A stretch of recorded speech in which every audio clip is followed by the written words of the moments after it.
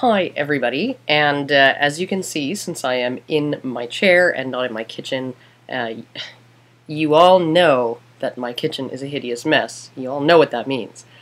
But my kids have been sick, and I just got back from the doctor's office with my daughter with a really icky ear infection that was getting all kinds of nastiness all over her pillow last night. So, I'm a little bit short on time, and with the kids home all bloody day, every day, the house has just become a disaster. First off, I want to thank everybody, like Pony Slay Station, the gang over on Reddit, all the other people who sent me private messages and texts and stuff like that, a lot of them in all caps with multiple exclamation points, to tell me that Joe Rogan is not only aware of my existence, but he thinks I'm smart. And he would consider me a possible guest on his podcast. Now, I've actually been really fond of that guy since his news radio days. I was so envious of him for having the opportunity to even spend time in the same room with Phil Hartman and Dave Foley. And he's right up there with Mark Maron, Russell Peters, and Bill Burr as far as comedians that I really enjoy watching. So if he were to invite me on his podcast, I would consider that just a huge honor. I also wanted to thank the Redditors who suggested I watch one of his podcasts in particular, featuring comedian Jamie Kilstein. They provided it figuring it would give sort of an overlap between Rogan's attitudes and the things he likes to talk about and my own. And the train wreck that ensued when the subject matter got around to Kilstein's Twitter commentary on the Daniel Tosh rape Heckler smackdown fiasco certainly didn't disappoint. Neither did Kilstein's public portrayal of their conversation after the fact. Dishonesty, thy name is feminism. So I'm going to link to both the podcast itself and another video that kind of broke down what went down in that conversation versus what Kilstein had to say about it later, and you guys can all have a look at that whenever you have the time. I'm also going to post this video as a response to one of Joe Rogan's YouTube videos. I hope he approves it, because I think what I have to say in this video is something that he could really benefit from hearing, and probably his viewers could too. Especially if he or any of them find themselves in a debate over rape or rape jokes with another feminist in the future. So, Joe, first thing, I don't remember if Kilstein actually came out and said he's a feminist, but he certainly quacks all of the buzzwords and batshittery and misinformation of a fully dogmatized and radicalized feminist acolyte. In fact, he lies, perhaps without realizing it, even more than most feminists do. And I suppose it didn't really help my opinion of him that he's a vegan. I mean, dude, we have eyes in the front of our heads for a reason. And I know that despite having liberal views on social issues, you're maybe not an anti-feminist, but certainly not their bestest friend in the whole wide world.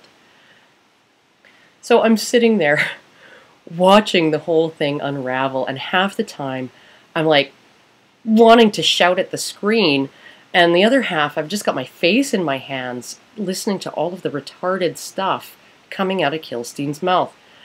If I had been sitting in your place, that guy wouldn't have gotten away with almost any of that shit, partly because I've done a lot of research into all of this stuff, and partly because as a woman and a sexual assault survivor, and yeah, I don't really like that term, but it's better than victim, I could get away with calling bullshit on the feminist fucknuttery that is rape culture theory, and on all the bogus statistics they use to prove that society is one big gang rape festival where women are the primary or only victims. So, a few things first before I really get started. Yes, rape jokes can be funny. In fact, 9 out of 10 people enjoy gang rape. Anything can be funny. Dead baby jokes can be funny. You know, claiming that rape jokes contribute to some kind of woo-woo amorphous social force that directs our lives and behavior is just like claiming that murder jokes contribute to death culture, or that dead baby jokes contribute to infanticide culture. Anything can be funny. In Thailand, they've got such an epidemic of angry women cutting off men's penises and throwing them down into the yard for the livestock to fight over that there are surgeons that have had to specialize in penis reattachment. I am not kidding. And the cliched joke there among men heading home from the bar, I'd better get home, or the ducks will have something to eat.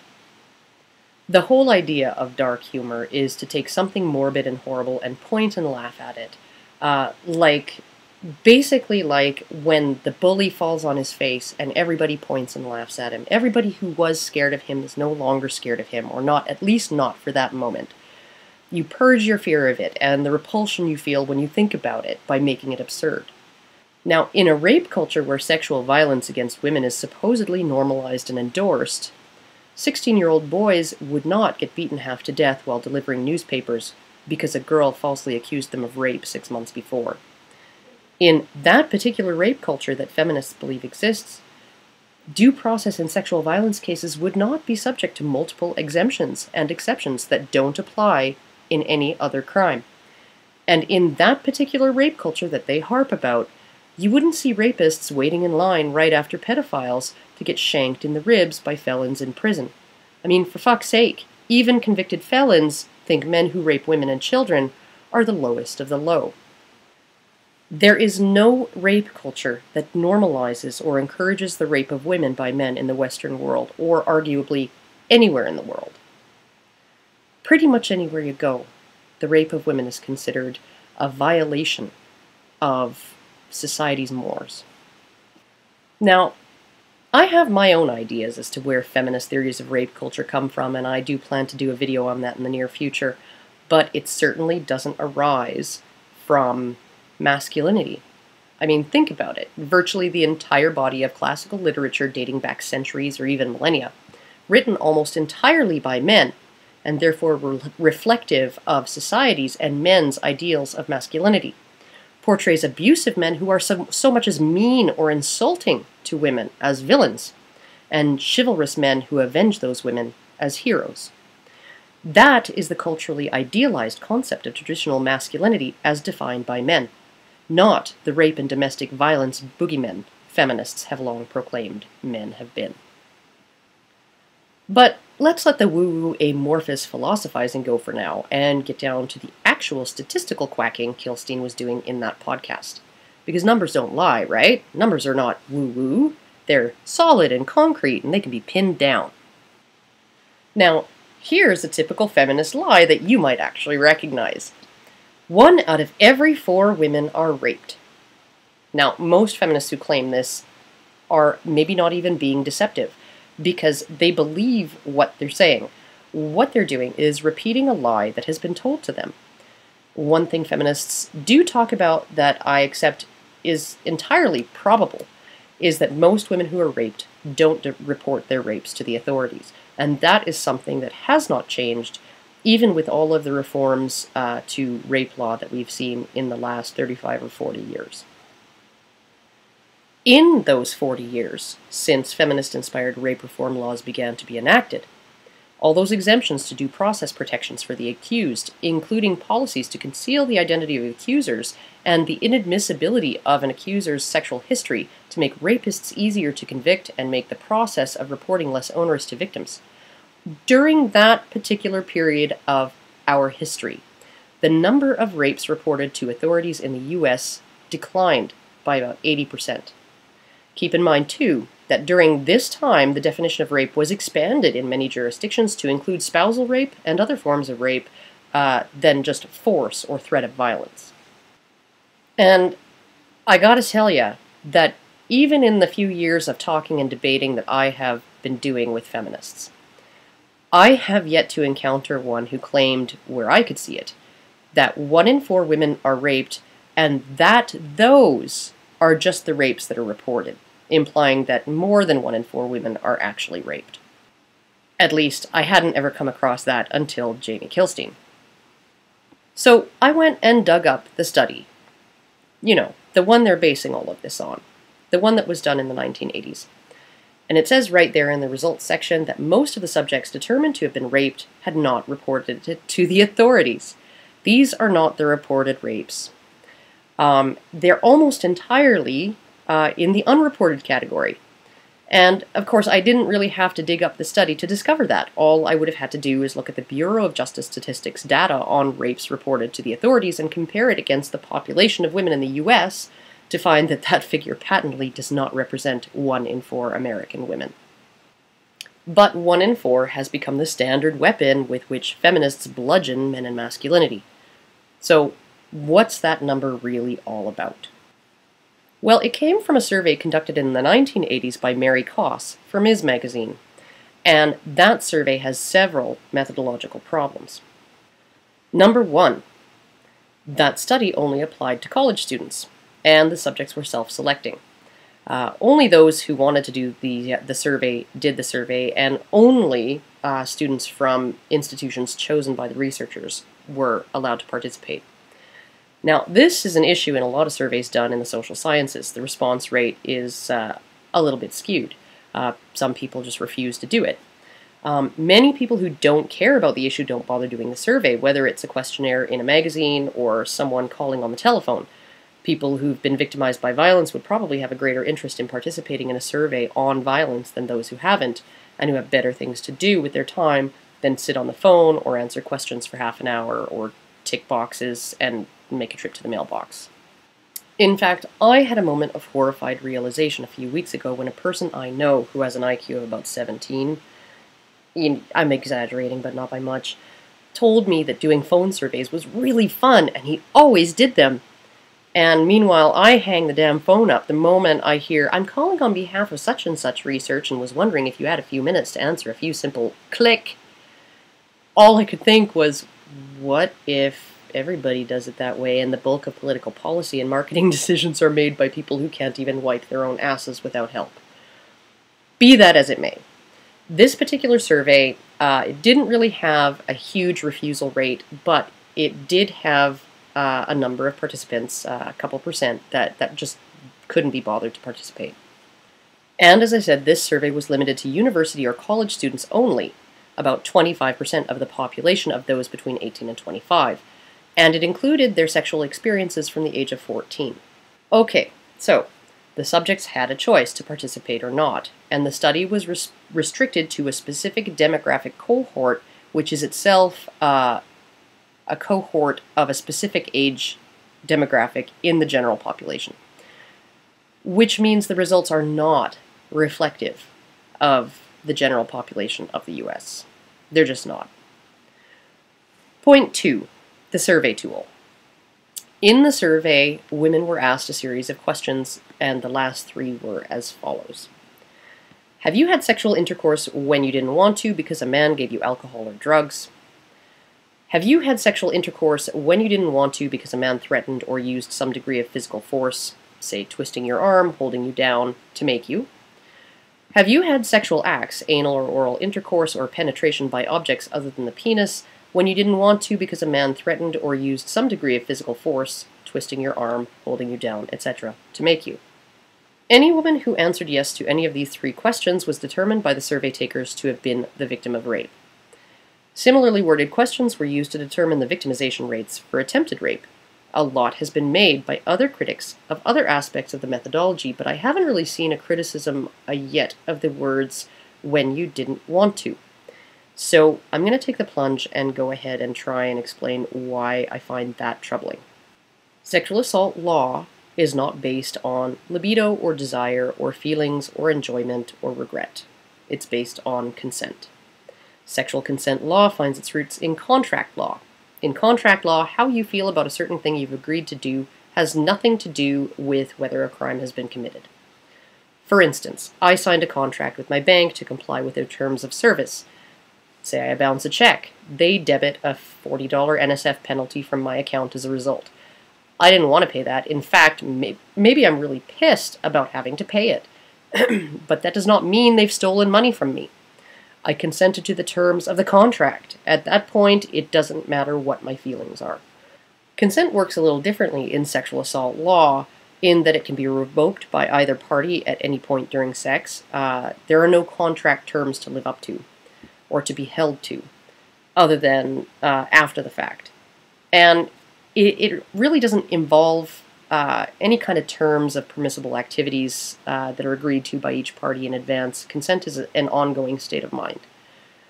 Intent is also a state of mind, and with the exception of a few states that have strict liability laws regarding statutory rape, intent is a necessary element of a crime. And this is where I have a big problem with these things, because rape is a crime. It's the crime of having sex with someone against their consent when you know they are not consenting or cannot be consenting.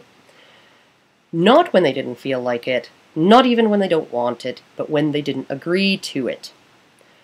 And frankly, who hasn't had sex or done sexual things when they didn't want to or feel like it because maybe they weighed what their partner wanted against what they wanted and made a decision? You know, I know a lot of men who've done the same with their partners, and I can guarantee you that every single sex worker out there has thought at some point, I really don't want to have sex with this particular guy, but I want his money more than I don't want to give him a blowjob. I mean, honestly, even look at mixed martial arts, right? If somebody did to you what they do to you in that octagon on the street, just out of the blue, that would be aggravated assault. But when you get in that octagon, maybe you don't want the other guy to pin you, but if he does, he hasn't committed a crime of unlawful restraint and assault. You know, he has only committed a crime if he goes beyond the scope of your consent, and your consent is the rules you have both agreed to follow. So, didn't want to really doesn't have anything to do with I agree to. Wanting is wanting, and consent is making an agreement. Third point. These very problematic questions were the basis of the 1 in 4 number, but no, that number turns out to not be 1 in 4 women have been victims of rape. It's 1 in 4 college women have been victims of rape, 15%, or attempted rape, 12%. Fourth point. The drug and alcohol question is extremely ambiguous, and that's the source of about half the positive findings of rape and attempted rape. Mary Koss even admits now that the question was, quote, not legal, though she didn't admit that for a long time. I'm going to repeat that question. Have you had sexual intercourse when you didn't want to because a man gave you alcohol or drugs?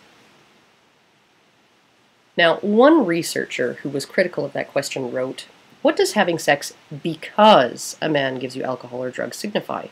A positive response does not indicate whether duress, intoxication, force, or the threat of force were present, whether the woman's judgment or control were substantially impaired, or whether the man purposefully got the woman drunk in order to prevent her resistance to sexual advances.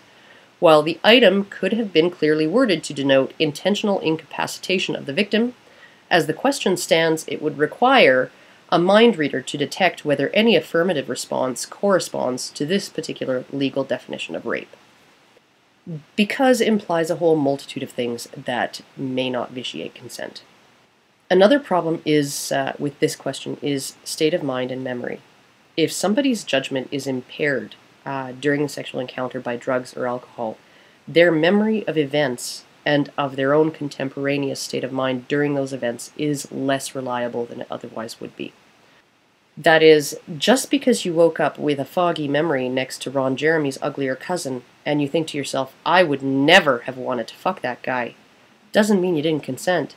It doesn't even mean that you weren't trying to climb him like a stripper pole while you were under the influence. And none of it addresses the question of intent. Under the law of the time, and still in many jurisdictions, getting a woman drunk to lower her inhibitions in hope of a liaison is not considered intent to rape. And thank goodness for that, or the entire hookup culture is criminal culture. Alcohol and drugs are a precursor to a huge percentage of consensual sexual encounters even now that we're supposed to be enlightened about such things. Mens rea, a primary element of almost any crime, it requires that a man be getting a woman drunk specifically with the intent of handicapping her ability to resist or object to sex.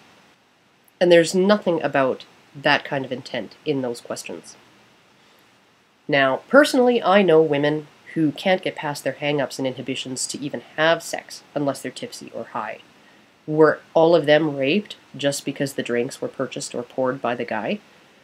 And here's the real shocker. I mean, surprise of surprises.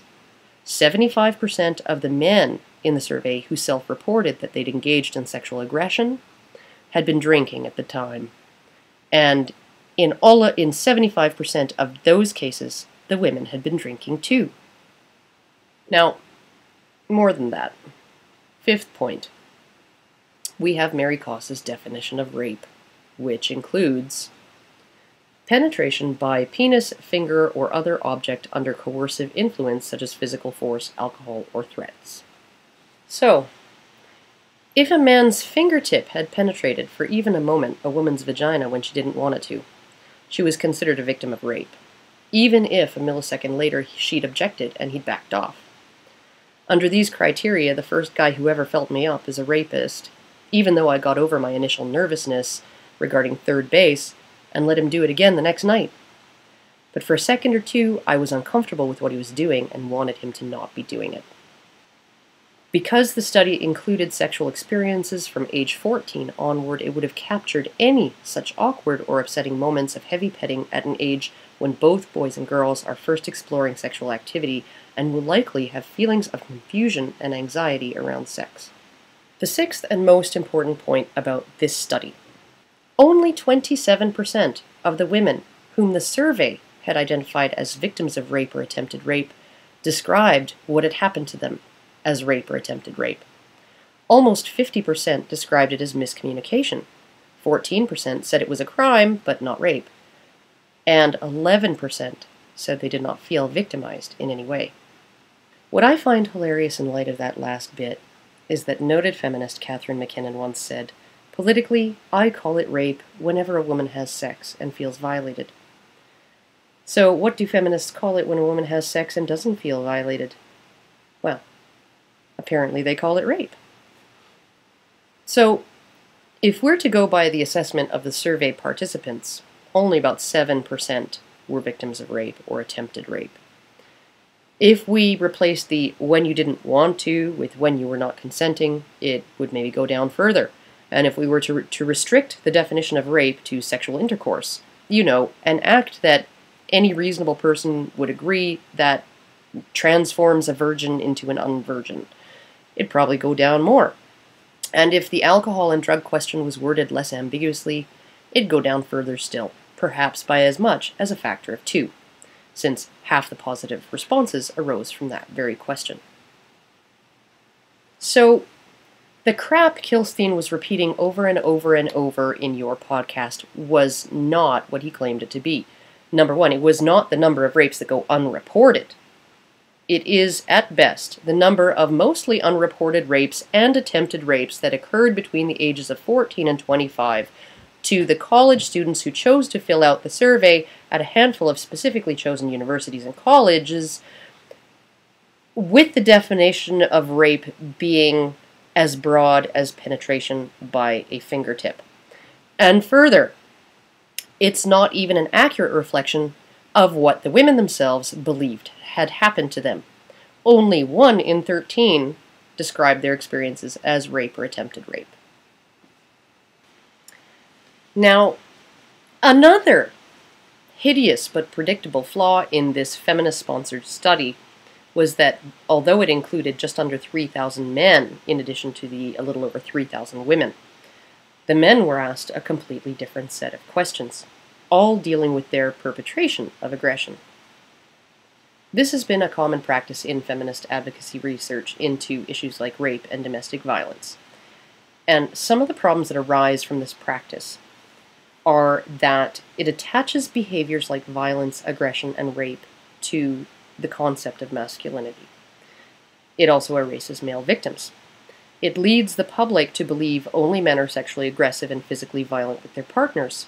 It makes us all think that rape and partner violence are sexually directional, male on female, and concentrates the blame for all of those problems on men, poisoning public sentiment toward men and masculinity, and watering down any public will to help male victims of assault and rape. But when you bother to ask everyone the same questions, what you find is that partner violence and rape are, 1, not sexually directional at all, and 2, not tied to masculinity. Now, what I find really interesting is that the rates of self-reported sexual aggression by men in the Mary Koss study are actually lower than those self-reported by women in numerous studies on female sexual aggression. I mean, I stumbled across an analysis of multiple studies, which I will be linking in the low bar, and quoting from that, higher prevalence rates were established in a subsequent study by Anderson, 1998, in which the same instrument was used. Prevalence of verbal coercion was as high as 43%, and 36.5% of respondents reported having gotten a man intoxicated to make him engage in sexual acts. Threat of force was reported by 27.8%, use of force by 20%, and threatening a man with a weapon by 8.9% of the female participants. Now, granted, the particular study I was talking about there, in the listed bibliography, found the highest self-report rates of sexually aggressive behavior by women out of all of them. But I figured since Kilstein was not only using the highest known figures for rape and then claiming the real numbers are actually even higher, well, all's fair in love and war, right? And by the way, Joe, the same thing goes for domestic violence. Women are as violent as men, if not more so, in relationships, twice as likely to be the only violent partner, and they commit about 35% of spousal homicides in most Western countries. Lesbian relationships have higher rates of violence than heterosexual or gay ones, and women are the demographic most likely to physically abuse children. Now, think about all of that for a moment or two, and then think about it again every time you see a public service ad that shows a horrible, violent man beating on a woman or a child. Every time feminists rattle off some 1 in 4, or 1 in 6, or 1 in 2, or 24 out of 20 women are victims of this, that, or the other figure, they're lying to you. They're either outright lying because the research is shoddy, repeating a lie they've been told, or lying by omission. I mean, one Canadian women's charity put out a PSA recently that claimed 1 in 2 women in Canada will be raped or beaten in their lifetimes. Well, Joe, if you asked 2,000 men whether they'd been raped or beaten, what answer would you expect to get? I'm thinking it would be 1 in 1. But that's the story no one wants to tell or to hear, especially feminists. It doesn't flood the pockets of domestic violence and rape advocates with donations and government money because the public isn't particularly interested in male victims or of sexual or physical violence. Men are supposed to just suck it up, right? Quit whining, dust yourself off, or as feminists like to dismissively say, oh noes, what about the men's? Now, I don't especially want us to begin viewing male victims of forced or coerced sex or intimate partner violence the way we do female victims, as if every single one of them is a caricature straight from the titillating narrative of victim porn culture that includes shows like Law & Order SVU and Lifetime movies starring Meredith Baxter Birney. And the last thing we need is more constant quacking about PTSD, emotional frailty, devastated lives, broken psyches, and rape being worse than fucking murder. And I think that last gem, rape is worse than murder. As someone who's been sexually assaulted and almost raped, I think that has to be one of the most fucked up things out of all of the fucked up things that asshole Kilstein said on your podcast. Rape is worse than murder because the victim has to live with the memory of being raped. Well, all those NGOs helping rape victims in war-torn countries like the Congo can save a lot of money now. All they need to do is embrace his attitude, and instead of paying for surgeries, rehabilitation, and therapy, they can just euthanize those rape victims for their own good. It would be the merciful thing to do, wouldn't it? Hell, let's lower the sentences for rape homicides, because the perpetrator showed such clemency toward his victims. Let's lower it even more if he can prove he murdered her before he raped her, because then she didn't have to live with the memory of being raped even for a few seconds. What kind of fucked up bullshit is that? That asshole Kilstein, by saying rape is worse than murder, just told me that my life as someone who was almost raped was about 2 minutes away from being worth nothing. That if I hadn't managed to stop those guys, I might as well be dead. He's doing immeasurable damage to every goddamn fresh victim of sexual violence out there, male or female, who might be looking down a long, difficult recovery process because he's telling them there's no point in trying. Their lives might as well be over, and it would be better if they were, because living with the memory of having sex even one time when you didn't agree to it is the worst possible thing that can happen to anyone. If my daughter came to me and told me she'd been raped, here's what I'd tell her. I'd tell her her life isn't over, she hasn't lost anything she won't be able to get back in time, that she has no idea how strong a person she can be, and I'm going to help her realize that every step of the way until a day comes that it no longer hurts like a bitch to remember what happened. What Kilstein would tell her, and is telling every rape victim out there, is, well, you might as well off yourself because there's no recovering from what happened to you. And by talking virtually nonstop about the rape of women, he and feminists like him make it just that much more difficult for my son, if he's ever raped, to come forward and tell anyone. If there's an epidemic of women walking around with PTSD, that kind of rhetoric can only contribute to it. How many times does a woman have to hear, rape is the end of the goddamn world and it's impossible to get over it, before she's internalized that message? How much of the trauma a given woman feels is due to the current feminist culture of victim worship? Do they really think that bullshit, inflating rape numbers, making women feel like being raped is inevitable, only a matter of time, and that when, not if, but when it happens to them, their lives might as well be over? Do they think it's empowering to women? Do they really think it serves society, equality, or women's interests? It makes me sick. I look at historical women like Boudica, or at fiction icons like Ellen Ripley and Sarah Connor, and those are the examples I'd like to see my daughter look up to and aspire to be.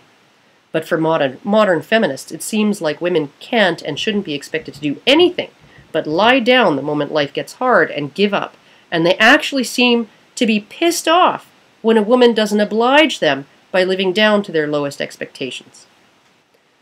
Anyway, Joe, I hope you watch this, and I hope it helps make you realize just what a shitty, dishonorable little pissant Kilstein is for not only vomiting all that bullshit all over your podcast, but for then turning around and completely misrepresenting to everybody virtually every goddamn thing you said and every position you took in that discussion of the Daniel Tosh incident.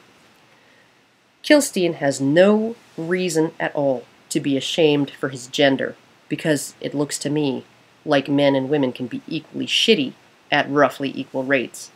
But he does have a hell of a lot of reasons to be ashamed of himself. And one of those reasons is that he's hurting the cause of women's empowerment and equality with the things he says. And Joe, if you ever do decide to invite me onto your podcast, hell yeah, I'm there. Anyhow, that's all I have to say about that. That podcast really pissed me right the fuck off. I don't know if you guys might have noticed that, but I can't even believe that there are people out there who say shit like that and think that they're helping women. You know, they think that they're helping anyone. You know, and frankly, I hear it from male feminists more than I do from female ones, but they're pretty much all guilty of that bullshit, and I don't have any patience for it. It makes me sick how weak they think women are, or how weak they think women have to be. So, I guess, hopefully, Joe will approve this as a response to one of his videos, and maybe we can get some actual concrete information out there about all of this kind of stuff, and maybe start changing some attitudes out there about things like sexual and domestic violence. So I guess I will see you all later.